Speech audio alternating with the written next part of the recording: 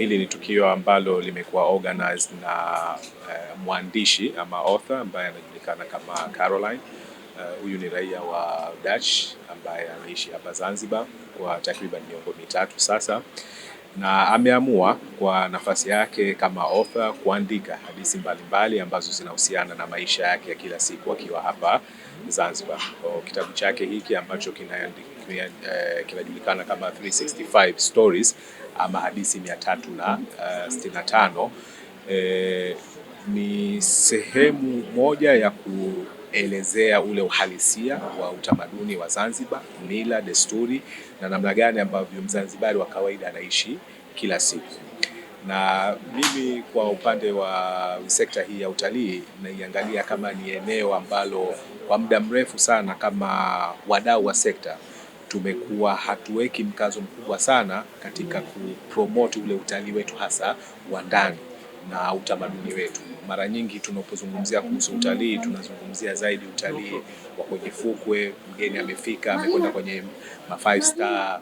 Mfano wa namna gani ambavyo tunaweza tukahuisha hili jambo na kulikuza ni kwa matukio kama haya. Kama hivi amenialika, sidhani kama alikuwa anategemea mimi ningekuwepo hapa, kwa sababu ni jambo ambalo linaonekana ni la kawaida, na ukizingatia kwamba hatuna tamaduni ya kusoma, hatuna tamaduni ya kusoma historia.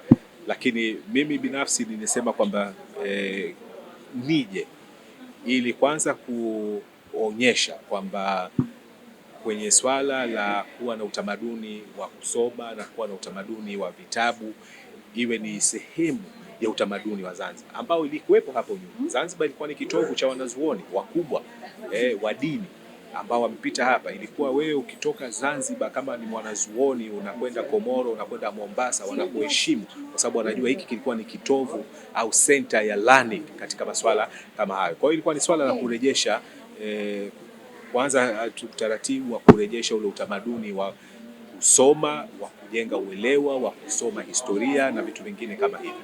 Lakini sisi kama wizara tumemwambia Bi Caroline kwamba tuko karibu naye kwa chochote kile ambacho kitahitajika kwa ajili ya book tour na ukitangaza hichi kitabu tutashirikiana naye, kwa sababu tunaamini kwamba raia wa Kidachi ambao leo hii watakisoma hichi kitabu watavutika.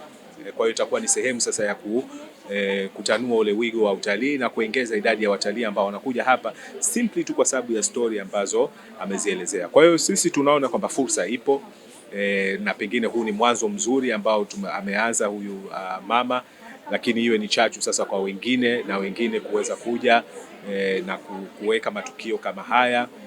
Bila shaka tutakaa naye kwa ajili ya kupanga kalenda ya namna gani sasa nataka kukipromote kitabu chake. My name is Caroline Langevoort. I'm from the Netherlands, from Amsterdam, and I live here since 2012. What I really like to show people with this book is not the touristic side. There are many books with travel guides. Everyone can look on social media like TripAdvisor for the hotels or fancy places to go. That is just what I didn't want to show. I like to show the pure Zanzibar local life, how people live here together, what they do, the most beautiful parts of the island, but also the struggles, cultural things, architectural things, but it's not that much about the touristic part. What I really like of Zanzibar is that how people live together with different backgrounds, different culture, different religion. And even when we are different, everyone has respect for each other. And that is for me very important. Why I chose to live on Zanzibar, specific in Stone Town, is the safety. It is not very common to walk alone in the night at the streets, like women as me. It's in many places it's not safe, and I felt from the first day that I came here safe. I can walk around even if it's 12 o'clock in the night after visiting my friends, and that made it so special for me, and that is also why I decided to start living here. Caroline ni rafiki yangu. Tumelaunch book yake leo.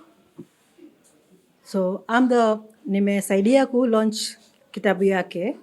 Nataka kushukuru kila mtu wamekuja. I'm very much grateful to everybody of you, each and everybody of you. You took up your precious time and you came on just one my call only.